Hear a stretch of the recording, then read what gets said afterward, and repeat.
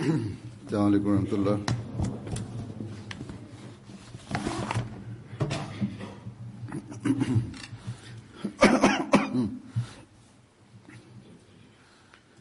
أشهد أن لا إله إلا الله وحده لا شريك له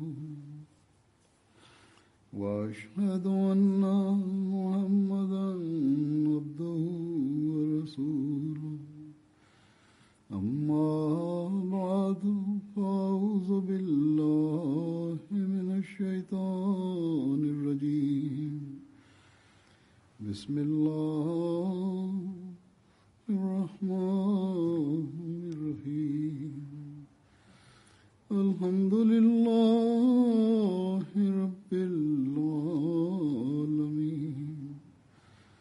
الرحمن الرحيم مالك يوم الدين إياك نعبد وإياك نستعين اهدنا الصراط المستقيم صراط الذين أنعمت عليهم غير المغضوب عليهم ولا الضالين.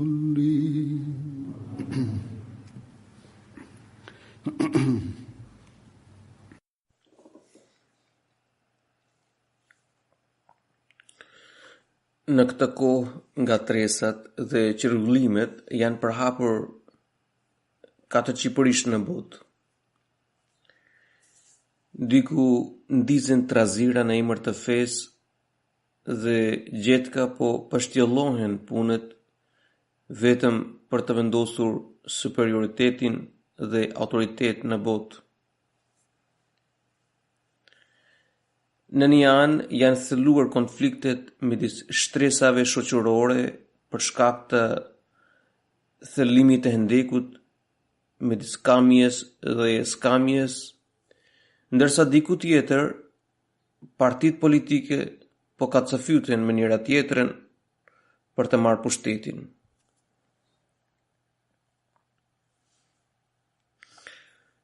Harmonia familjare është trazuar keqas për shkak të konflikteve banale, ndërsa mos respektimi i të drejtave reciproke ka nxitur konflikte dhe mosmarrveshjet e vazhdueshme. Po tentohen të mbilen turbullira në shoqëri për të provuar superioritetin ratësor, ndërsa për të kërkuar të drejtat legjitime po përdoren mjete të paligjshme, duke shkaktuar rrëmuje dhe paqëndrueshmëri, në cilin do këndvështrim të shqyrtojmë gjendjen gjeopolitike e gjejmë botën të minuar nga ngatresat dhe konfliktet. Asnjëri, qoftë i pasur apo i varfër, nuk ka imunitet ndaj kësaj gjendjeje, dhe të gjitha vendet, qofshin të zhvilluara apo në zhvillim, janë të cënueshme nga kjo situatë e vështirë. Për shkak të zhvillimit material, njeriu bashkëkohor kujton se ai është i përparuar dhe i emancipuar dhe i konsideron këtë kohë si epoka e diturisë, arsyes dhe emancipimit, ndërkohë ai është fundosur në thellësitë e errësirës, duke lënë Zotin në harresë dhe duke u magjepsur e duke u thithur prej botës materiale, ai e bën këtë tërheqje këtë dëshirë si Zot për veten. Njeriu bashkohor po i avit të gjithnjë më shumë shkatrimit. Shoqëritë jo muslimane janë rrëmbyer nga shkëlqimi i botës, sepse filozofia e tyre fetare për shkak të deformimit dhe shtrembërimit nuk jep një zgjidhje praktike për të lidhur me Zotin.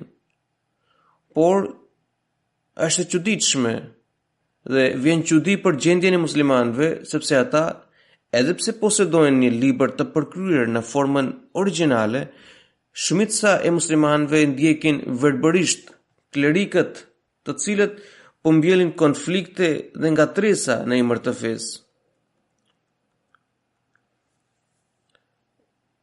Allahu ka dërguar imamin e kohës, i cili duhet të ndreqte dhe të zgjidhte kontradikta dhe keqkuptimet të Kuranit dhe keqkuptimet rreth Kuranit, të cilat u formuan nga mosmarrveshja e dietarëve në bollkuptimin dhe komentimin e Kuranit.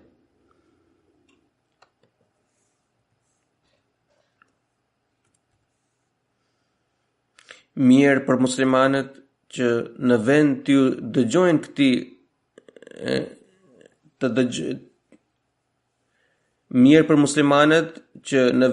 dëgjojnë këtë reformator e t'i bindin e tij, shumica e tyre u janë nështruar ulemave të tyre, pra klerikët e tyre fetar, dhe nuk duan t'i kushtojnë vëmendje thirrjes së këtij prisi, të këtij udhëheci.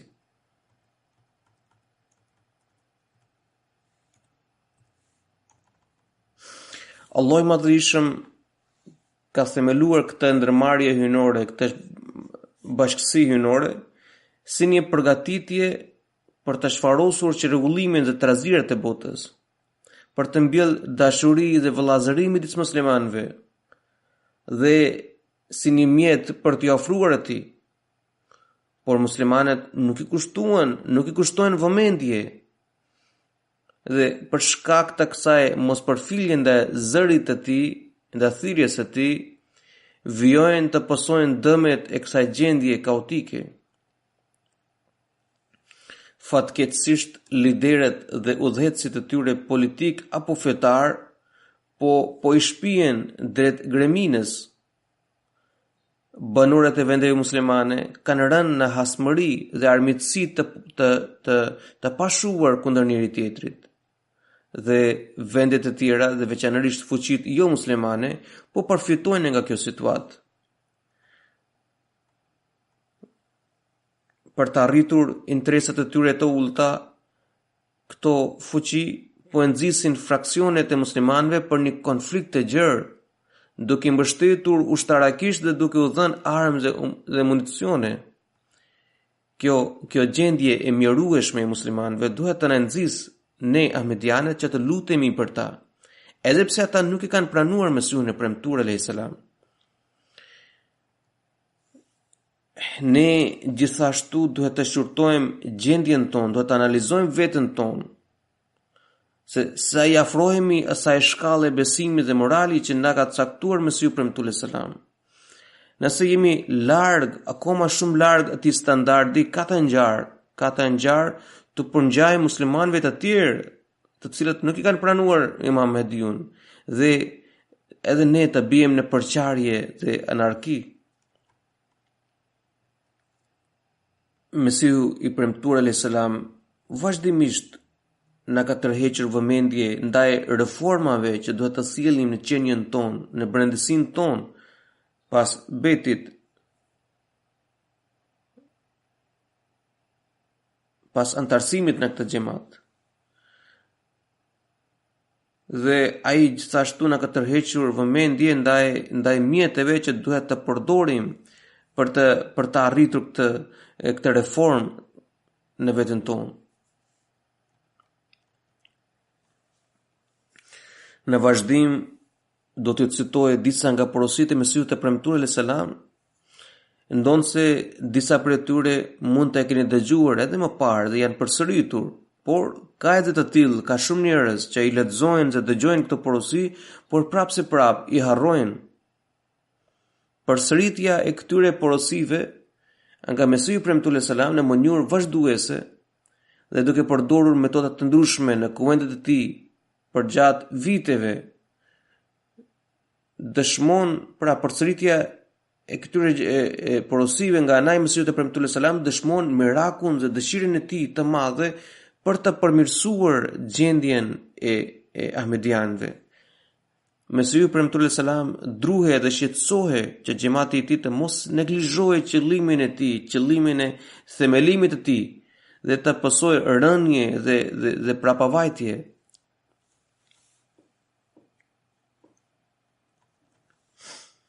Mesihu i premtuar alayhis salam ka shkruar në këtë kohë të trazuar, kur gjithandej përfryn era e kalbur e ndjurësisë, ignorancës dhe devijimit, xhamati ynë duhet të përmbahet takuas, pra druajtjes. Bota nuk i respekton më urdhrat e Zotit dhe i shpërfill përgjegjësitë dhe detyrat e veta. Njerëzit janë zhytur temase në punët e kësaj bote. Nëse i ndjejnë sadopak humbje materiale, menjëherë i shmangen obligimit fetar dhe përbuzin dispozitat hyjnore. Pra, gjithmonë anohen nga interesat materiale.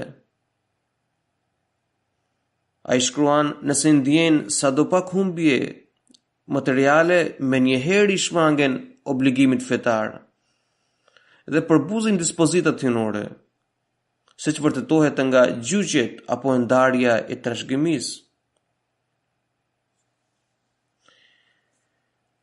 Lakmia dhe grukësia dominojnë marrëdhënie të ndërcjella, ndërsa dalin të cenueshëm para të ndimeve të brendshme, pra janë shumë të brisht para të ndimeve të brendshme.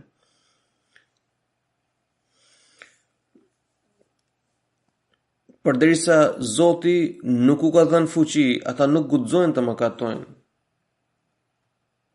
Pra, përderisa janë të pafuqishëm dhe friksohen nga dënimi, ata nuk guxojnë të mëkatojnë. Por sapo u ikën kjo gjendje e plogësht dhe kjo pafuqia e tyre përballë të ndimeve, dhe ata gjenë mundësi me njëherë bëjnë mëkat, me njëherë guxojnë të bëjnë mëkat. Nëse sot vështroni rreth e përqark, do të gjeni që druajtja e vërtet ndaj Zotit është zhdukur dhe besimi i vërtet nuk ekziston më. Përderisa Zoti nuk dëshiron që besimi dhe takuaja e vërtet të shfarosen, të zhduken, prandaj duke parë që po prishen fidanet, ai i zvendëson me fidan të rinj. Kjo do të thotë që nëse prishet një brez apo zvetnohet një popull, ai do të zvendësojë atë me një brez apo me një popull tjetër.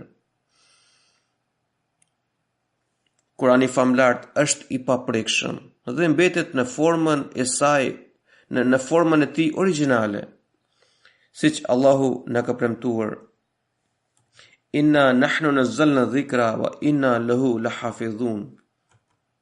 Ne kemi zbritur Kuranin dhe ne do ta mbrojmë atë.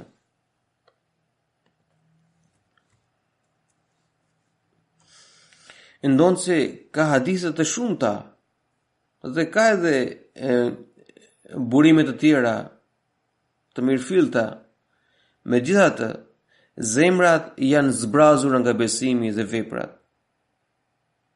Zoti më ka dërguar për ringjalljen e këtyre vlerave. Duke parë këtë gjendje, Zoti ka dashur ta ndryshojë atë. Nëse përhapen ndyrësit, atëherë sovraniteti i Zotit synon të rigjallërojmë medanin e besimit, duke mbushur me shpirtra që i japin e përsi besimit para botës, të cilët jetojnë me besim, përhapin besim, gjithmonë i përmbahen besimit. Mesihu premtuar selam shkruan: Zoti nuk pëlqeu as pak që kjo fushë të mbete e boshe dhe njerëzit të privohen prej besimit. Prandaj, ai dëshiron të krijojë një popull të ri. Kjo është arsyeja që unë gjithmonë predikoj për të bërë një jetë të druajtur. Nëse ju keni bërë një betë të sinqertë, atëherë ju duhet të bashkoheni këtyre njerëzve të gjallë shpirtërisht. Ndryshe nuk fitoni asgjë. Për këtë nuk vlen vetëm slogane që jemi bërë një popull i ri, por duhet një revolucion i tërë në gjendjen tonë, dhe ruajtje ndaj Zotit.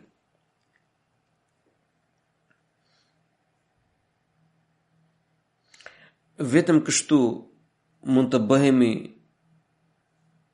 popull i ri, mund të arrijmë thelbin e Islamit, mund të fitojmë pëlqimin e Allahut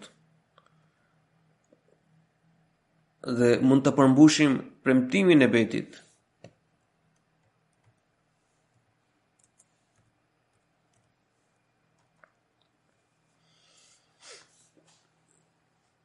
Mesiu premtuar alayhis salam ka shkruar se çfarë është thelbi i Islamit dhe si mund të arrihet ky thelb.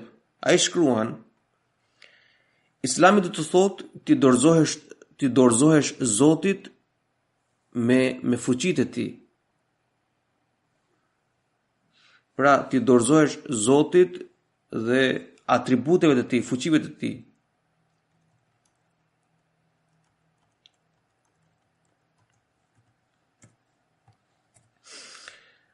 Ai thot, Islami mund të përmblidhet si në nënshtrim i sinqert dhe bindje e plot ndaj Zotit.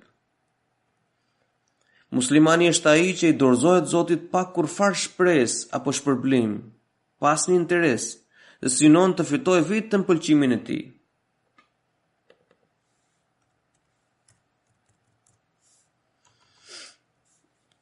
Allah thot, Bala man aslama wajhahu lillahi wa huwa muhsin. Muslimani është ai që i kushton gjithë qenien e tij pëlqimit të Allahut dhe i dorëzohet atij. Pëlqimi dhe kënaqësia e Allahut të bëhen qëllim i të gjitha besimeve dhe veprave të tij. Ai të ndjej një gëzim dhe lumturi në veprat e mira dhe jo shtrëngim dhe detyrim. Ai duhet t'i bëjë ato me zemërbardhësi, që i ndryshon çdo vështirësi në rehat dhe në ngazëllim. Pra, besimtari duke bërë vepra të mira nuk duhet të ndjejë shtrëngim në shpirtin e tij, sikur janë barë i rënd, por duhet të ndjejë një lehtësi dhe qetësi. Muslimani i vërtet e do Zotin, duke ditur që ai është i dashuri im dhe padroni im. Duke ditur që ai më ka krijuar dhe më ka bërë mirësi të pashtershme. Ai vë kokën në pragun e Zotit dhe nuk heq dorë nga veprat e mira dhe as nga dashuria e Zotit. Edhe nëse i thuhet që nuk do të fitojë asnjë shpërblim.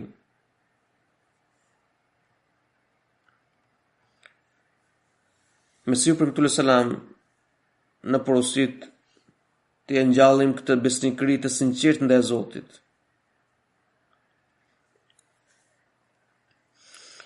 Dashuria jonë ndaj Zotit duhet të jetë e pastër nga çdo interes vetjak, as duke lakmuar për xhenetin dhe as duke ju trembur xhenemit. Dashuria ndaj Zotit duhet të mbijetojë edhe nëse nuk fitojmë asnjë shpërblim. Ai shkruan: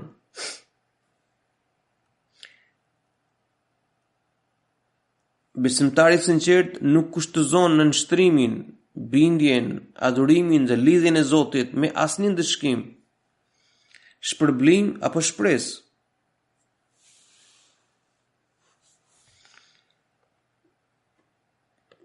Pra, besimtari i sinqert nuk kushtozon në nshtrimin, bindjen, adhurimin dhe lidhjen e tij me Zotin me ndëshkim, shpërblim apo shpresë, sepse është i vetëdijshëm që qenia e tij është krijuar vetëm për të identifikuar dashur Zotin dhe për t'u bindur atij.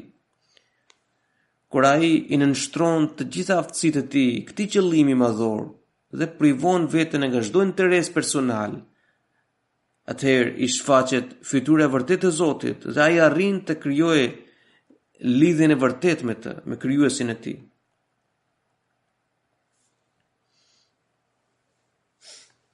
Mesiu premtuar selam përshkruan dashurinë e tij ndaj Zotit. Ai shkruan: Edhe nëse më bëjnë, ai thot, edhe nëse më bëjnë të besoj që do të ndëshkohem rënd për shkak të dashurisë dhe bindjes ndaj Zotit, unë betohem se nga natyra jam e tillë që do të duroj çdo vështirësi dhe fatkeqësi me kënaqësi dhe me pasionin e dashurisë. Pra, do të ndje një ngazëllim, një kënaqësi në duke hequr çdo vështirësi dhe çdo vuajtje në rrugën e Zotit. Ai thot, pavarësisht nga bindja që formohet nga vuajtjet e dhimbjet, unë nuk do të pranoj të hedh qoftë edhe një hap në kundërshtim apo në mosbindje ndaj tij. Madje do ta quaja këtë veprim më i rëndë se vdekje e pambarim apo si tërësia e mjerimeve dhe dhimbjeve.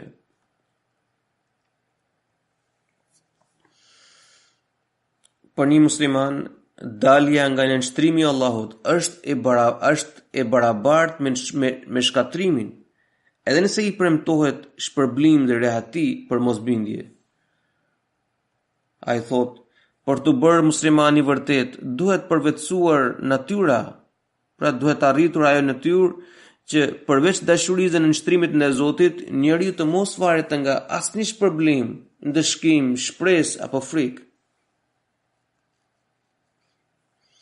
Dashuria ndaj Zotit të shndrohet në tiparin e tij qenësor, të bëhet vetia e tij e qëndrueshme dhe e ngjall një ndjesi ngazëlluese si në xhenet.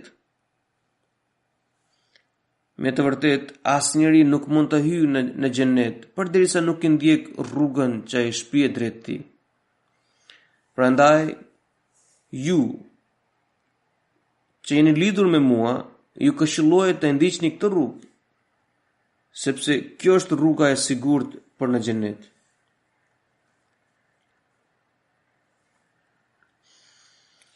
Mesiu premtullah selam ka nënvizuar rrugën që duhet ndjekur nga çdo musliman ahmedian. Me siguri, zbatimi i plot i të gjitha porosive të Allahut dhe arritja e pëlqimit të tij nuk është një çështje e lehtë, por vetëm duke munduar vazhdimisht me përpjekje të sinqerta e të vazhdueshme, ne mund të përmbushim qëllimin e të qenit ahmedian. Mesiu premtullah selam ka trajtuar këtë pyetje që a është lehtë bindje? Ai thot, njeriu që nuk tregon bindje të plot e njollos emrin e këtij xhamati. Nuk është vetëm një porosi, por janë të shumta, ashtu siç xheneti ka shumë dyer për të hyrë, dhe njeriu hyn në të përmes dyerve të ndryshme, edhe xhehenemi ka shumë dyer. Mos ndodh që të mbyllni një derë, por të lini qelur derën tjetër. Ai shkruan, asnjëri nuk hyn në këtë xhamat vetëm duke shënuar emrin, derisa nuk arrin esencën. Pra, vetëm regjistrimin e këtë xhamat për antarësim nuk mjafton për ta bërë atë pjesë të këtij xhamati derisa nuk i ka arritur esencën dhe thelbin e betit. Ai thot, duajeni njëri tjetrin dhe mos ja shkelni të drejtat njëri tjetrit. Bëhuni të marrosur e të përhumbur në dashurinë e Zotit, që të mëshiroheni prej tij. Besimi i plot dhe zbatimi i tij rigoroz është qelës për të tërhequr mirësinë e Zotit. Derisa nuk hahet diçka, thot, për shembull, vetëm fjalët sheqer ose sherbet nuk e mbëlsojnë gojen. Por nëse njeriu vetëm shipton ëmbël, sheqer apo sherbet, ai nuk i ndjen ëmbëlsi në gojen e tij. Derisa nuk hahet diçka e ëmbël. Po ashtu, pohimi gojor i dashurisë së Zotit apo i tohidit nuk sjellin asnjë dobi, përderisa nuk shndrohet kjo dëshmi dhe ky pohim nuk shndrohet në praktik, nuk vërtetohet nga veprimi, ndërsa në praktik ato mund të vërtetohen duke hequr barrën e dunjas. Pra, kjo mund të arrihet vetëm duke hequr duke hequr barën e dunjas, ngarkimi i çështjeve materiale, duke shkarkuar veten nga interesat materiale. Dhe thot, dhe duke i dhënë e përsi besimit. Nëse xhamati ynë synon të fitojë pëlqimin e Zotit, ai duhet të jap përparësi besimit.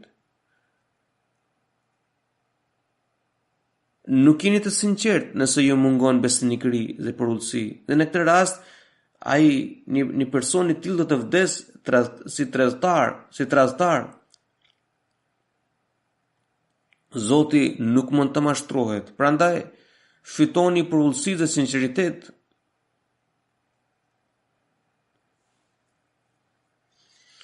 Duke treguar modelin e sahabëve, Mesihu premtuar selam, porosit që ndjekësit e tij duhet të anohen gjithmonë nga besimi, nga vullneti i Zotit, nga pëlqimi i Zotit, dhe nuk duhet të tundohen nga interesat personale, materiale. Ai shkruan: në botë ka dy lloj njerëzish. Ata që e pranojnë Islamin, por më vonë jepen pas punëve të botës dhe tregtive të tjera dhe i mbizotrohen nga shejtani. Nuk dua të them që tregtia apo punët e tjera janë të ndaluara. Edhe sahabët bënin tregti, ama ata jepnin e përsi besimit përballë interesave materiale. Ata pranuan Islamin dhe fituan dijen e vërtet rreth tij, dhe kështu mbushën zemrën me besim. Ata kur nuk u lëkundën nga shejtani në asnjë medan, në asnjë fush. Edhe në punët e përditshme e mbanin Zotin gjithmonë në mendje, gjithmonë ishin të vetëdijshëm për ekzistencën e Zotit. Asgjë nuk i pengui nga pranimi i së vërtetës.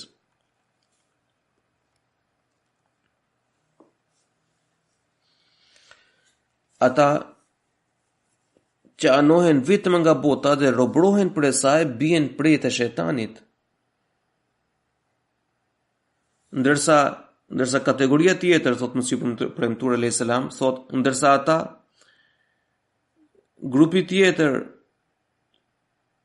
është i atyre që merakosen për përparimin e fesë dhe quhen Hizbullah, pra grupi i Allahut, të cilat triumfojnë mbi shejtanin dhe ushtrinë e tij. Me që pasuria rritet me anë të tregtisë, prandaj Allahu ka krahasuar kërkimin e dijes fetare dhe dëshirën për të përparuar shpirtërisht me tregtinë. Pra njeriu kur përparon shpirtërisht, ky angazhimi i tij dhe përkushtimi i tij është krahasuar me tregti. Allahu thotë: Ja ayyuhalladhina amanu hal adullukum ala tijaratin tunjikum min adhabin alim. O besimtar, a mos u tregoj për një tregti e cila do t'i shpëtojë nga dënimi i dhimbshëm? Tregtia më e mirë është ajo e besimit që ju shpëton nga ndëshkimi i dhimbshëm. Edhe unë ju drejtohem me fjalët e Allahut. Thot Mesihu premtuar selam, edhe unë ju drejtohem me fjalët e Zotit. Ja ayyuhalladhina amanu hal adullukum ala tijaratin tunjikum min adhabin alim.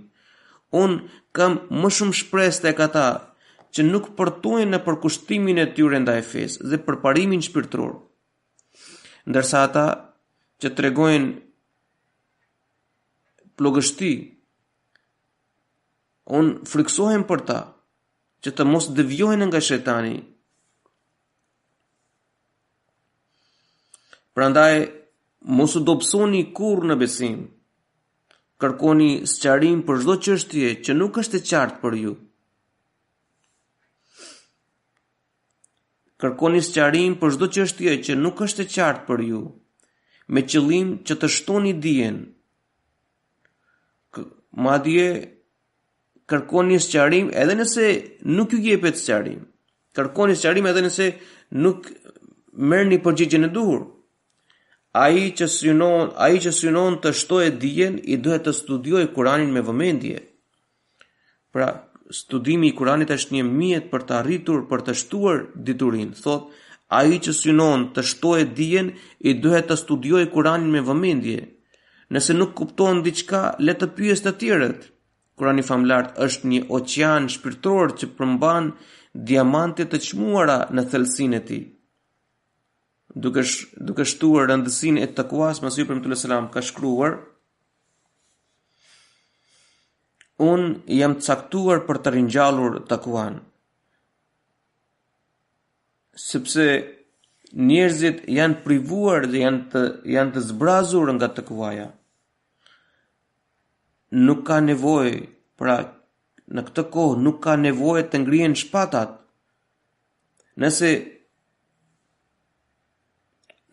Vetëm nëse përhapet mesazhi i besimit dhe rrënjoset edukata islame dhe forcohet takuaja, rrjedhimisht do të rregullohen edhe punët e tjera. Ata që konsumojnë alkool dhe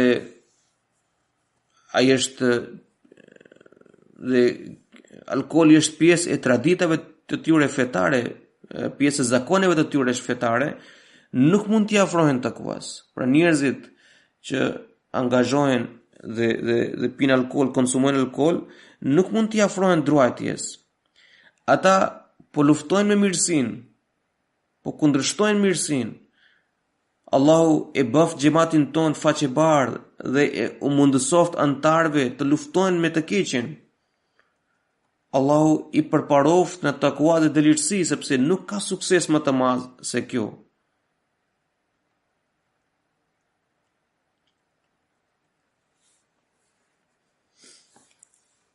Ai shkruan: hidhini një vështrim gjendjes fetare në botë. Thot, hidhni një vështrim gjendjes fetare në botë dhe do të kuptoni që feve u mungon qëllimi kryesor, pra rritja në druajtje. Fet nuk janë angazhuar dhe nuk synohen nga qëllimi i tyre kryesor, pra që ti shtojnë druajtje tek antarët e tyre, tek ndjekësit e tyre. Ndërkohë shkëlqimin e botës shkëlqimin e botës e kanë shëntëruar sikur është Zot. Ata kanë fshehur Zotin e vërtet dhe duan të qëndrojnë atë. Por Zoti dëshiron të shfaqet, Zoti dëshiron të njihet, të identifikohet nga të gjithë, të zbulohet. Njerëzit që kujtojnë këtë botë si Zot, që konsiderojnë këtë botë si Zot, nuk mund t'i mbështeten Zotit.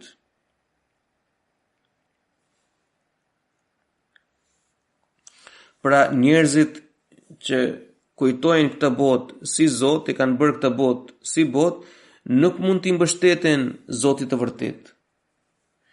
Pastaj, secili prej nesh duhet të analizoj veten se a mos pa anohemi më shumë nga interesat toksore, materiale. Nëse duam të përmbushim të drejtën e Zotit, ne duhet t'i japim vepërsi besimit dhe interesat materiale duhet t'i lëm pas. Duhet të kontrollojmë veten, duhet të analizojmë veten se apo i japim vepërsi besimit apo dunjas. A ne po rritemi në druajtjen e Zotit apo po bijem më poshtë? Po zbresim në deregje. Mesihu premtues selam na ka predikuar për të rritur spiritualitetin dhe për shpirtshmërinë tonë, gjendjen tonë shpirtërore, spirituale. Dhe ai gjithashtu na ka nxitur për të shtuar detyrinë tonë shpirtërore. Ai predikon duke thënë: lidhja e muridit, pra ndjekësit, nxënësit me murshidin, pra me mësuesin. Lidhja e muridit me murshidin duhet kuptuar me shembullin e nxënësit dhe mësuesit. Ashtu sikur muridi përfiton prej murshidit, nxënësi përfiton nga mësuesi.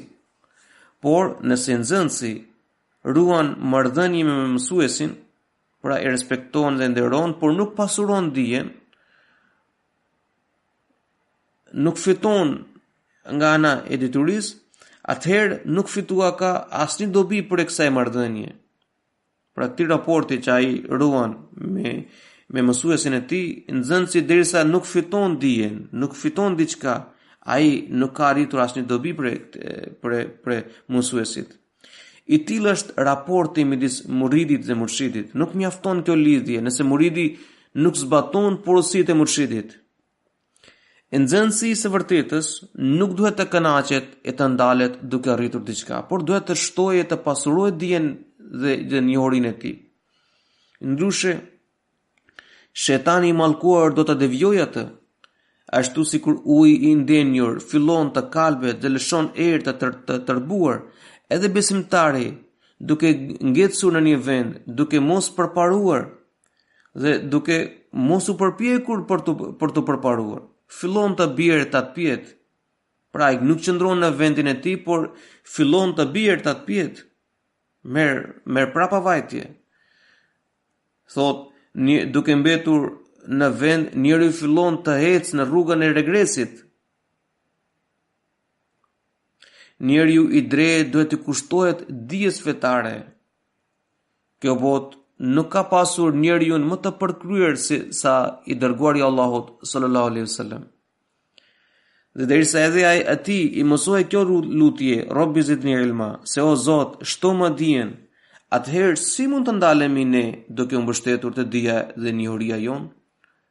E të mendojmë se nuk na nevojitet zhvillimi dhe përparimi?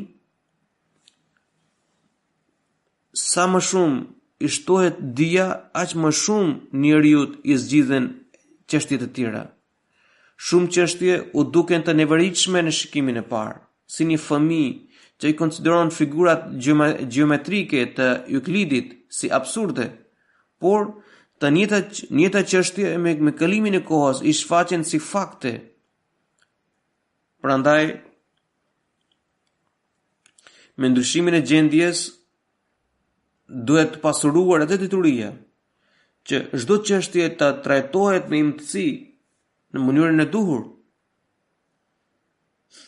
Ju keni pranuar këtë xhamat duke larguar prej mjaft pikpamjeve, besimeve absurde, prej veprave të padobishme, por nuk keni fituar asgjë nëse nuk merrni njohurinë e plotë rreth këtij xhamati. Pra, përderisa nuk mësoni ashtu siç duhet dhe nuk shtoni dijen tuaj, nuk ju sjell asnjë dobi pranimi i xhamatit. Ai shkruan: si mund t'ju forcohen bindja dhe njohja nëse nuk jeni përparuar, nëse nuk jeni përpjekur për të shtuar dijen? Do t'ju lindin dyshime në çështje të vogla dhe jeni rrezikuar nga lëkundja e paqëndrueshmërinë e besim. Ka edhe të tillë që tërhiqen nga xhamati dhe i linden dyshime dhe akuza të ndryshme, sepse janë ahmedian vetëm për të vetëm arsye që të afërmit e tyre janë të tillë. Pra, nuk kanë arsye të shëndosh për pse janë ahmedian. Nëse studiojnë dhe përvetsojnë diturinë, mund të largohen dyshime dhe më nuk do të kenë lëkundje në besim. Pra, ashtu se që Mesihu premtuar selam na ka tërhequr vëmendje ndaj studimit dhe reflektimit ndaj Kuranit, po ashtu duhet të interesohemi për të lexuar librat e tij, shkrimet e tij dhe për të thelluar në dijen shpirtërore. Ne gjithashtu duhet të forcojmë lidhjen tonë me kalifatin. Ju duhet të lidheni me kalifin e kohës nëpërmjet Amatahas, e cila është një favor i madh nga Allahu. Ju duhet të ndiqni emisionet, programet në të cilat merr pjesë kalifi i kohës. Ata që ndjekin mëtan rregullisht. Dhe ajo është, pra, ndjekja e mëtas është bërë pjesë e jetës së tyre. Shpesh më shkruajnë që kjo lidhje u ka forcuar besim dhe bindje. Kjo është një mjet i rëndësishëm që duhet përdorur nga çdo musliman ahmedian. Mesihu premtuar selam na ka porositur për të shfaqur dashurinë dhe vllazërinë e ndërcjellë, duke në ndërgjetësuar të kuptojmë dhimbjen e të tjerëve dhe të përmbushim të drejtat të tjerëve. Mesihu premtuar selam shkruan: me të vërtet, nga ana shpirtërore, xhamati ynë nuk gjendet në të njëjtin nivel. A mundet që të gjitha farat e zhvillohen njësoj? Kur hidhen farat në tokë, ato të gjithë nuk dalin njësoj. Disa prishen, disa i hanë zogj e disa kalben. Por, farat e mira që kanë veti për të zhvilluar dhe rritur shëndetshëm nuk pengohen nga asgjë. Gjemati që themelohet për hir të Zotit, i ngjan një fare të mbjellë. Prandaj do e mos do të zhvillohet me të njëjtat parime. Dikush është i dobët në dijen fetare dhe dikush jo. Secili ka cilësi të mira përkatëse, në bazë të së cilës ai zhvillohet dhe përparon. Ata që janë më të mirë dhe më të shëndetshëm shpirtërisht duhet i përkrahin dhe fuqizojnë vëllezërit e tyre të dobët. Si mundet që nëse njëri prej dy vëllezërve di të notojë dhe ai nuk mundohet të shpëtojë vllajën tjetër që nuk di të notojë? Sigurisht është detyra e tij të shpëtojë jetën vllajt të tij. Prandaj Kurani famlar në porosit: "Wa ta'awanu 'alal birri wat taqwa." Ndihmoni njëri tjetrin në mirësi dhe druajtje. Mbartini barrën e vëllezërve tuaj të dobët dhe bashkohuni me ta në dobësitë e tyre, në veprim, në besim e në sakrifica financiare. Si mund të bashkohemi me ata? Si mund të ndajmë dobësitë e tyre në besim, në veprim dhe në sakrifica financiare? Ai Mesihu premtues selam i përgjigjet kësaj pyetje, ai thotë, duke u alarguar dobësitë e tyre shpirtërore, dhe duke u alarguar dobësitë e tyre në sjellje, në vepra. Dhe për sa u përket dobësisë financiare, ju mund të ndihmoni ata vetë me mundësinë tuaj, apo mund të njoftoni administratën e xhamatit që të merren masat për t'u larguar vuajtjen. Mesihu premtues selam na ka porositur që t'u heqim njerëzve e sëmundje trupore. Ai thot: një xhamat nuk mund të quhet i tillë, pra nuk është i denjë për të quajtur xhamat, përderisa anëtarët e tij të fortë nuk i mbështesin vëllezërit e tyre të dobët. Dhe kjo mund të bëhet duke mbuluar dhe duke mos i publikuar të mjetat e tyre. Sahabët ishin porositur të mos inatosin nga dobësitë e muslimanëve të rinj, sepse edhe ndër ata ishin muslimanë të dobët. Pra edhe ata më parë kishin qenë të dobët. Prandaj është e nevojshme që i madhi t'i shërbejë të voglit dhe të sillet me dashuri dhe dëmshuri. Një xhamat nuk është i denjë për të quajtur xhamat nëse anëtarët e tij hahen mes tyre dhe kur ulen 4 persona të përgojnë kundër të tjerëve.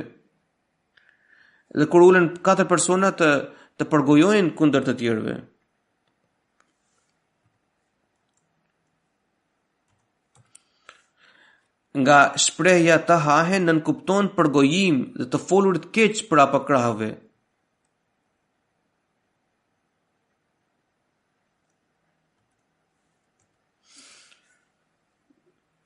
Nga shprehja të hahen nënkupton përgojim dhe të folurit keq për apakrahëve, sikur han mishin e vëllezërve të tyre të vdekur. Prandaj mos u gjurmoni të meta të tjerëve, por kërkoni vlerat e tyre të mira. Mesihu premtues selam shkruan: një xhamat nuk është i denjë për të quajtur xhamat nëse anëtarët e tij hahen mes tyre dhe kur ulen 4 persona të përgojojnë dhe të flasin keq kundër të tjerëve për apakrahëve. Ata nuk duhet të kritikojnë vend e pa vend si kritizer, të përbuzin të dobtit e të varfrit. Duhet krijuar unitet që të forcohet xhamati, të promovohet dashuri dhe që tërheq mbarësi. Unë shoh që nga njëherë anëtarët zihen për çështje fare të papërfillshme dhe rrjedhimisht gazetat kundërshtare që gjurmojnë gjithmonë të metat tona i botojnë ato duke shtrëmbëruar dhe egzageruar ato. Kështu devijojnë të tjerë duke keq informuar. Pra populli në përgjithësi nuk mundohet të hulumtojë, prandaj pranon të bie në kursin e tyre.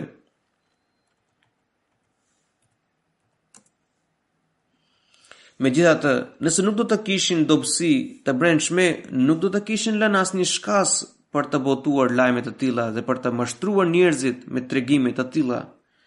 Duhen zhvilluar forcat morale. Dhe kjo mund të realizohet duke promovuar zemshurinë, dashurinë, faljen, bujarinë, mëshiren dhe duke mbuluar të metat e të tjerëve. Ndërsa këto ditë, thotë Huzuri që këto ditë, në vend që të mbulojnë, njerëzit janë prirë të publikojnë të metat e të tjerëve. Bashorti dhe bashortja përhapin sekretet e njëri tjetrit, dobësitë e njëri tjetrit, madje për këtë qëllim përdorin edhe mjet të regjistrimi. Mesiu premtues selam ka thënë: nuk duhet kërkuar llogari për çështje të papërfillshme që shkakton hidhrim dhe breng. Mesiu premtues selam duke shtruar rëndësinë e vllazërisë dhe dëmshurisë shkruan: Xhamati ynë nuk mund të lullzohet për aq kohë që ata nuk tregojnë dëmshurinë e sinqertë. Nëse doni të përparoni, tregoni dëmshuri dhe zemërbutësi. Ai i cili ka fuqi le të dojë të dobtin. Mesiu premtues selam shkruan: nganjëherë mësoj që dikush ka vepruar me ashpërsi dhe zemërim për gabimin e vllajt tjetër, edhe pse i duhet të lutej për të, t'i kushtonte dashuri, mirësjellje dhe bujari. Nëse nuk vepron me falje dhe dëmshuri, punët mund të shkojnë për mos më keq. Ai shkruan: Zoti i Madhërisëm nuk e pranon këtë sjellje. Një xhamat i vërtet ndërtohet kur njerëzit sillen me dëmshuri dhe mbulojnë të metat e të tjerëve. Kur arrin këtë shkallë, ata bëhen gjymtyr për njëri tjetrin dhe lidhjet e tyre reciproke bëhen më të ngushta se lidhje gjaku. Njeriu kur sheh ndonjë tëmet apo gabim pra njeriu kur dikush sheh ndonjë gabim te djali i tij, ai nuk e përhap atë në shoqëri, përkundrazi e mban të fshehur nga të tjerët. Po ashtu, përderisa Zoti ju ka bërë vëllezër, si duhet respektuar të drejtat? Përderisa Zoti ju ka bërë vëllezër, ju duhet të respektoni të drejtat e tyre. Në botë, njerëzit nuk harrojnë lidhjen e gjakut. Unë shoh Mirza Nizamuddin, pra ai ishte kushëriri i Mesiut e premtues selam dhe po kështu edhe kundërshtari i tij i përbetuar. Dhe ai bashkë me vëllezërit e tij bënin një jetë afetare dhe të shturur. Mesiu i premtues selam thotë: unë shoh Mirza Nizamuddinin. Ata janë të papërmbajtur në sjellje. Megjithatë kur u dalin telashe, ata bëhen një, bashkohen dhe lënë çdo dallim më njanë. Njeriu nganjëherë le ta mësojë nga kafshët si majmun apo qen. Kjo është e papranueshme që të kemi përqarje. Allah i Madhërisëm ka porositur sahabët që të përvetësojnë vllazërinë, madje edhe nëse do të kishin harxhuar malet me flori, nuk do të kishin arritur këtë vllazëri që u solli i dërguari i Allahut sallallahu alaihi wasallam. Zoti ka themeluar këtë xhamat mbi këtë bazë dhe ai dëshiron të krijojë të njëjtën vllazëri. Unë i mbështetem plotësisht Zotit dhe ai ka premtuar: "Vaj'alul ladhina tabauka fawqa alladhina kafaru ila yawmil qiyamah." Që unë do t'i lartësoj ata që ndoqën ty mbi ata që të mohuan deri në ditën e Kiametit. Unë di që ai do të krijojë një xhamat i cili do të mbizotrohet deri në Kiamet, por tani është koha e provës dhe janë ditët e pafuqisë. Dua të shtoj këtu që ahmedianët e Pakistanit duhet të reflektojnë që edhe për ata, këto janë ditët e pafuqisë. Qeveria, institucionet publike dhe organet e drejtësisë janë bashkuar kundër tyre. Duke reflektuar mbi pafuqinë e tyre, ata, pra ahmedianët e Pakistanit, duhet të mundohen për të përmirësuar gjendjen e tyre. Mesiu premtues sallallahu alajhi wasallam shkruan: periudha e pafuqisë i jep mundësi çdo kujt për të riformuar veten. Provoni duke reformuar gjendjen tuaj. Fjalat thumbuese, fyerjet, ofendimet, përbuzja e të dobëtve dhe të papërkrahurve janë mëkate të mëdha, mëkate të rënda. Tashmë Zoti ka themeluar një shoqëri dhe vllazëri të re midis jush, dhe lidhjet e mëparshme janë ndërprerë. Zoti ka krijuar një popull të ri, duke përfshirë të gjithë në të pasurit apo të varfërit, të rinjt apo të moshuarit.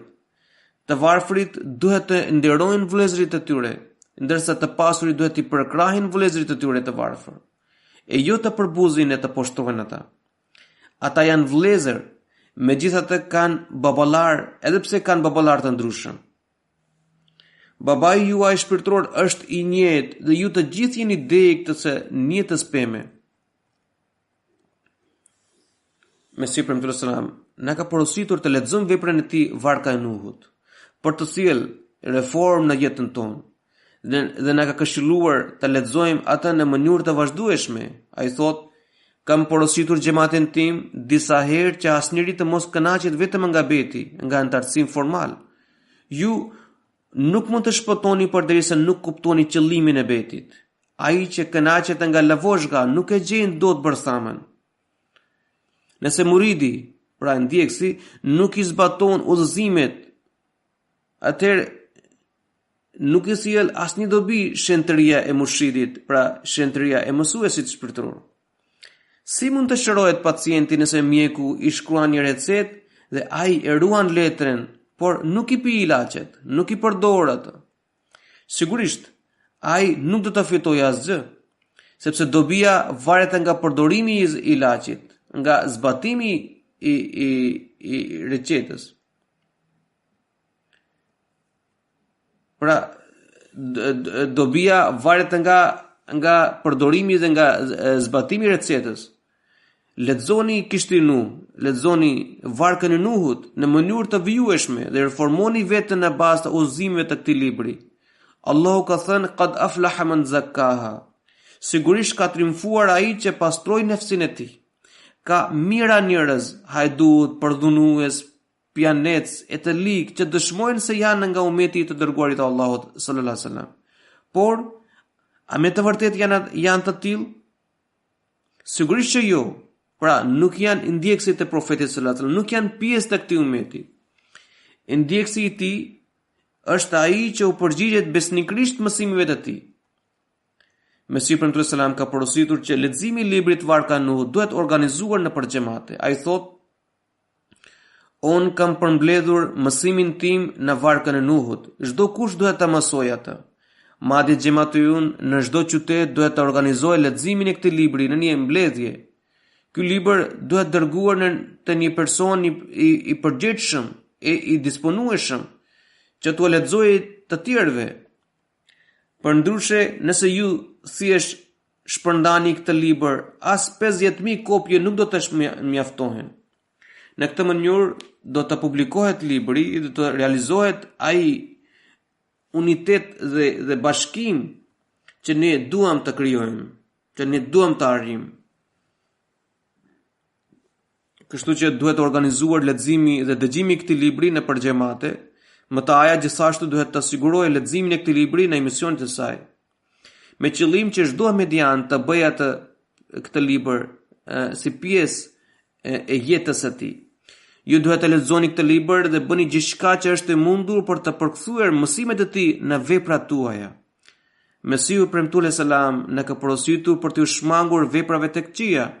Ai përshkruan tiparet e një ahmediani të vërtet me këto fjalë: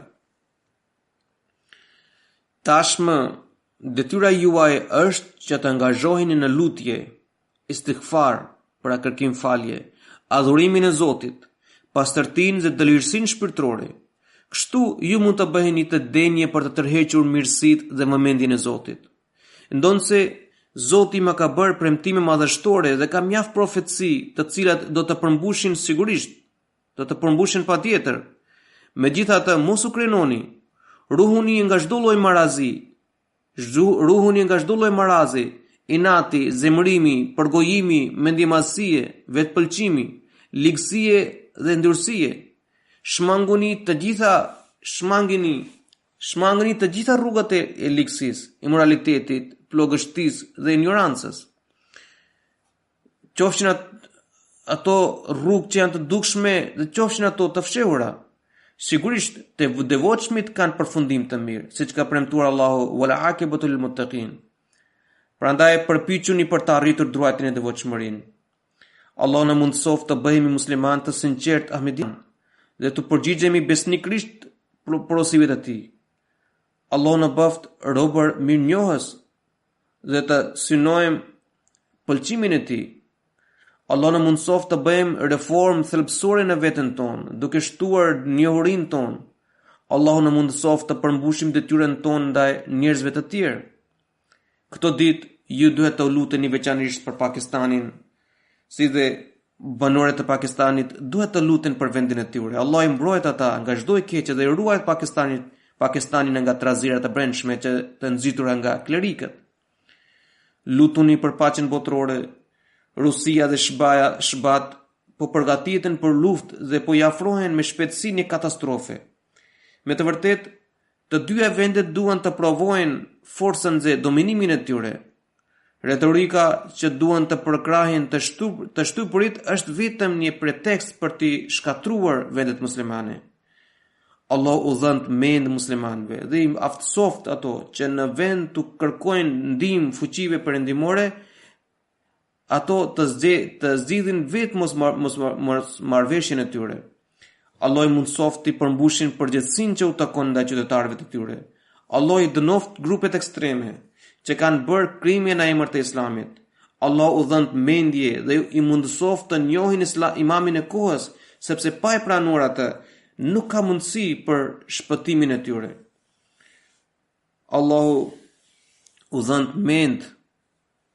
Allahu i mundësoft muslimanët që në vend të bashkëpunojnë me agresorët, të promovojnë vlerat si dashuri, dhemshuri e harmoni vllazërore.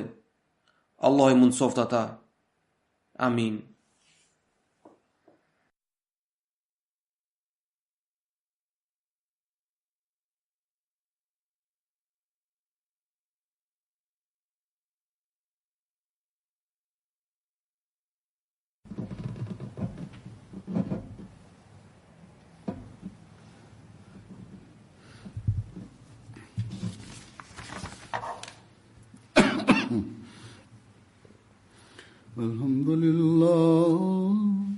الحمد لله نحمده ونستعينه ونستغفره ونؤمن به ونتوكل عليه ونعوذ بالله من شرور أنفسنا ومن سيئات أعمالنا من يهده الله فلا مضل له ومن يضلل فلا هادي له ونشهد أن لا إله إلا الله ونشهد أن محمدا عبده ورسوله عباد الله رحمكم الله إن الله يأمر بالعدل والإحسان